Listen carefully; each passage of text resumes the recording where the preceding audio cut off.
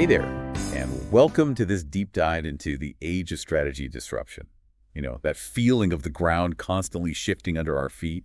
Well, that's what we're unpacking today based on this article. Right from the get-go, the article really dives into this whole concept of the age of strategy disruption. Basically, it's like this whirlwind of constant change, driven by tech consumer behavior, geopolitics, everything. You name it, everything's interconnected, and the old playbooks are getting shredded. It's like trying to sail a ship in a hurricane using a 17th century map. Things are changing that fast. Exactly, it's a whole new ballgame. Think about it a few years ago. Who could have predicted the rise of, let's say, something like the metaverse?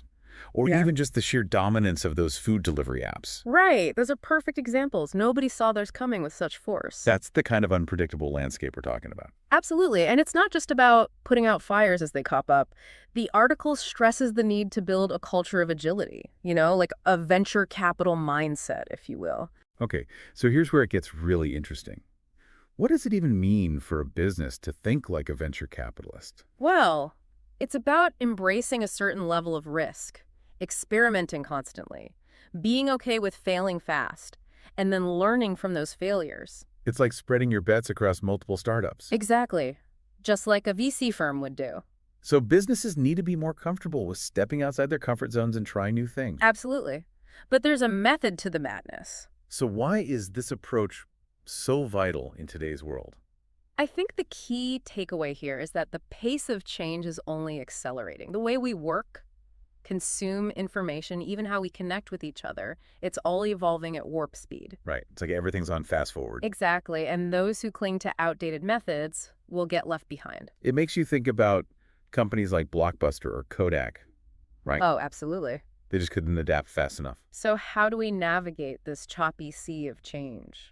Well, the article lays out some practical guidance, starting with reimagining your governance model. Okay, now they throw around this term, networked and distributive governance of a commons model, developed by David Koenig. Don't let the jargon scare you off, though. Right. It sounds intimidating. But it's a pretty intuitive idea once you break it down. Essentially, it's about moving away from that rigid, top-down hierarchy, where all the decisions come from the C-suite. Exactly. And instead, imagine a more fluid, networked structure. Where teams have the autonomy to make decisions closer to the action. That's the key. Closer to the action. This is a far cry from the traditional corporate ladder, huh? Oh, absolutely. This model is all about agility and responsiveness. Instead of waiting for orders from on high, teams can react in real time to changes in the market or their specific area of expertise. Like a jazz band, each musician knows their part, but has the freedom to improvise and riff off of each other. I love that analogy. It captures the essence perfectly. So the next piece of guidance the article emphasizes is embracing a knowledge-building loop. And this is a concept pioneered by Bart Madden. This one's all about constantly learning, adapting, and staying ahead of the curve. Yeah, it's like building a learning machine right into the heart of the business. Think of it as a cycle. You gather information from everywhere, your customers, employees, competitors, industry trends. You name it. All the data points. Right. Then you analyze that data, extract insights, and feed those learnings back into your operations, your strategy, your decision-making. And it's not a one-time thing. It's a continuous process. This knowledge-building loop is always turning. Exactly.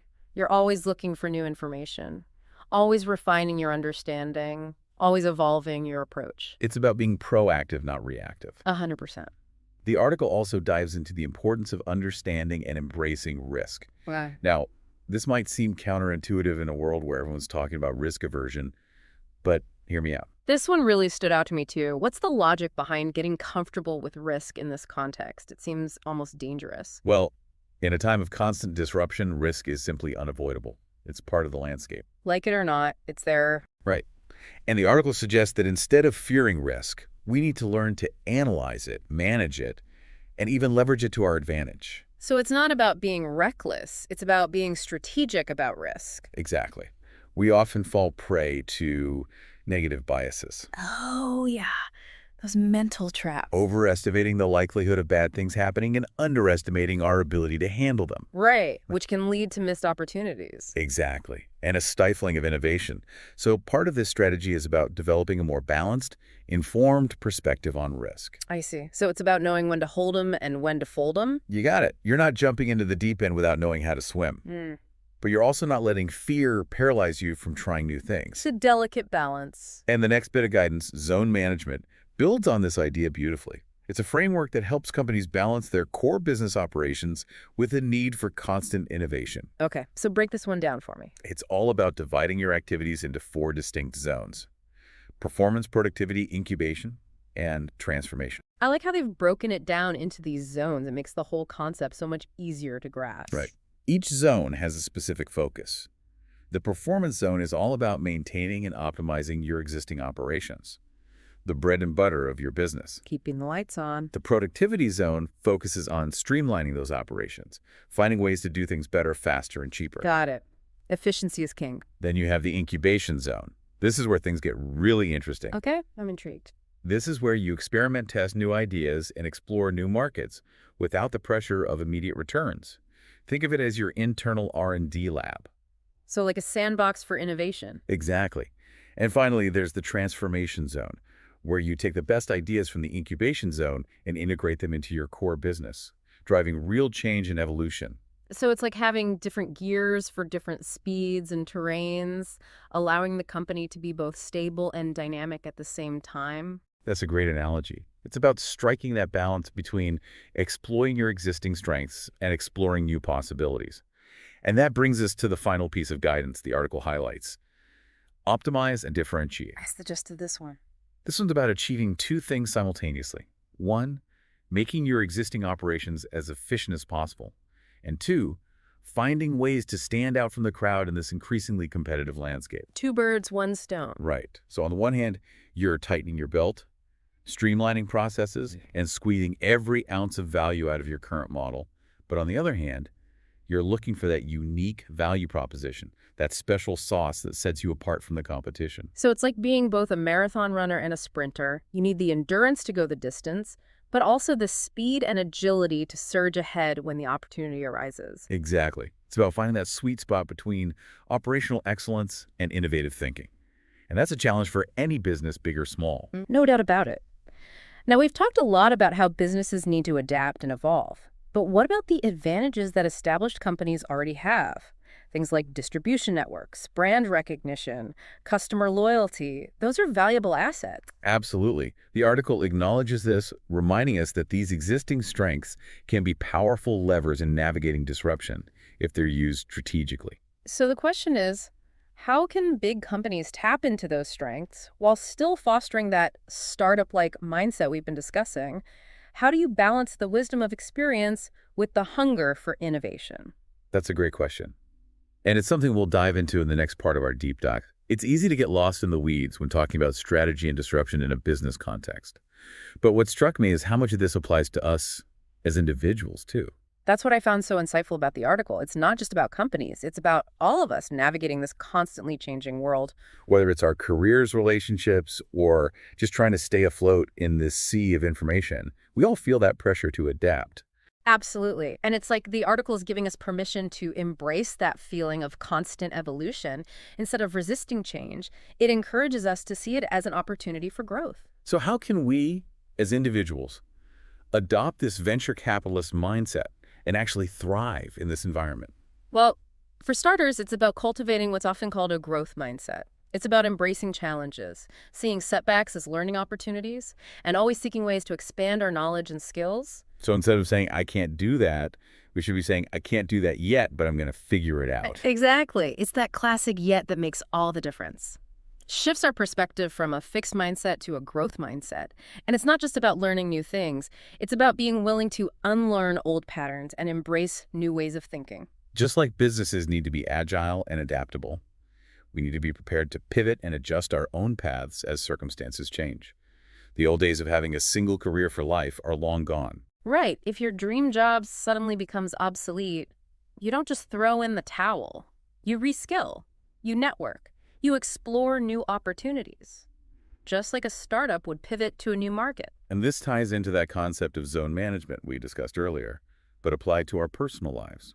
We can think of our own lives as having these different zones: our career zone, our relationship zone, our personal growth zone, our health zone. So it's about consciously allocating our time and energy to each of these zones, making sure we're not neglecting any one area. Precisely. Just like a business needs to balance its various operations, we need to find that balance in our own lives. And just like in a business context, we need to be mindful of how these zones interact and influence each other.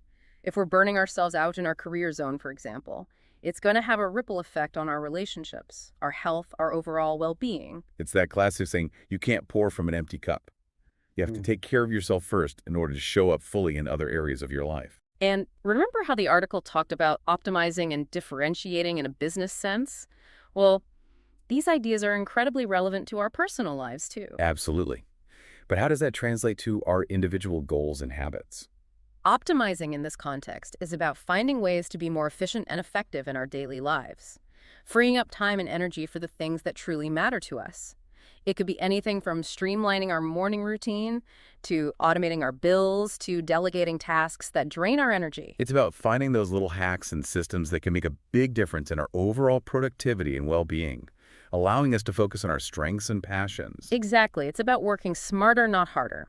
And differentiating ourselves is about identifying those unique strengths, talents, and passions that set us apart from the crowd. It's about using those qualities to create a fulfilling and meaningful life that aligns with our values. So it's about figuring out what makes us special, what makes us tick, Right. and then using those qualities to pursue our goals and make a positive impact on the world. It's almost like personal branding, but with a deeper purpose. That's a great way to put it. It's about embracing our individuality and using it as a superpower and not a limitation. It seems like this whole age of strategy disruption isn't just about businesses adapting. It's about all of us adapting to a world that's changing faster than ever before. And the takeaway here is that we need to be proactive, agile, and constantly learning and growing. You hit the nail on the head. It's not about resisting change. It's about embracing it as an opportunity for growth and evolution. We need to be willing to step outside our comfort zones, experiment, and continuously invest in our own personal and professional development. And you know what? It feels a lot less scary when you frame it as an adventure, a journey of discovery, rather than a threat. Absolutely. It's about seeing the possibilities that this era of disruption presents. Instead of feeling overwhelmed, we can choose to feel empowered. So we've explored the challenges and opportunities of this age of strategy disruption. We've delved into specific strategies for navigating this constantly changing landscape. And we've even applied these principles to our own personal lives. But before we wrap up this deep dive, I want to leave you with a thought-provoking question. I'm all ears. Hit me with it. The article focused primarily on businesses. But what if we apply these principles to society as a whole? What if we embrace this venture capitalist mindset when it comes to tackling global challenges like climate change, poverty, inequality? Wow, that's a big one. But I love where you're going with this. What if we fostered a culture of innovation, collaboration, and risk-taking at a societal level? What if governments and organizations approach these global challenges with the same agility, innovation, and willingness to experiment that we see in the startup world? What if we broke down silos, connected experts from different fields, and truly embraced a global ecosystem of innovation? It's mind-blowing to think about the possibilities. Imagine a world where scientists, entrepreneurs, policymakers, and everyday citizens are all working together to solve these complex problems. We might actually make some real progress. Instead of being bogged down in bureaucracy and outdated systems, we could be rapidly prototyping solutions, testing them in the real world, and iterating based on the results. It's about moving away from that fear of failure and embracing the idea that sometimes you have to break things to make progress. It's about being bold, being audacious, and being willing to challenge the status quo. And that brings us to the most important question of all. What can you do as an individual to embrace this age of strategy disruption and contribute to a more innovative, resilient, and equitable future? That's what I love about this whole conversation. It's not just about abstract concepts. It's about empowering each of us to take action. We all have something unique to offer, and by embracing the principles we've discussed today, we can all play a role in shaping the future. And remember, as the article reminded us, established companies have advantages, and so do you. Don't forget how to be a startup just because you are already big. You have experience, wisdom, a network. Those are powerful assets. So don't underestimate your own ability to make a difference. What strengths do you possess that could be leveraged in times of change? What actions can you take, no matter how small, to create a ripple effect in your own life and in the world around you? That's the challenge we leave you with today. That's a powerful thought to leave us with. It really is. The article might have been about business, but it feels like we've stumbled onto a framework for thinking about change. in any aspect of life. And that's what I find so exciting about these deep dives. You never know where the conversation's going to lead or what connections you're going to make. It's all about embracing that sense of curiosity and openness to new ideas. And honestly, it feels a lot more hopeful than just feeling overwhelmed by the constant onslaught of change. It's about taking all of this information, all of these insights, and turning them into something actionable. So as we wrap up our deep dive into the age of strategy disruption, let's bring it back to you. Back to the listener. If there's one thing to remember from all of this, it's that you are not powerless in the face of change.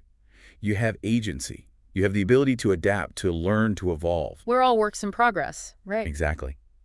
And you have unique strengths and experiences that you can leverage to not only navigate this disruptive world, but to actually shape it. We can be architects of our own future. Remember those zones we talked about? Maybe it's time to take a step back and assess which zone you're spending most of your time in. Are you stuck in the performance zone, just trying to keep up?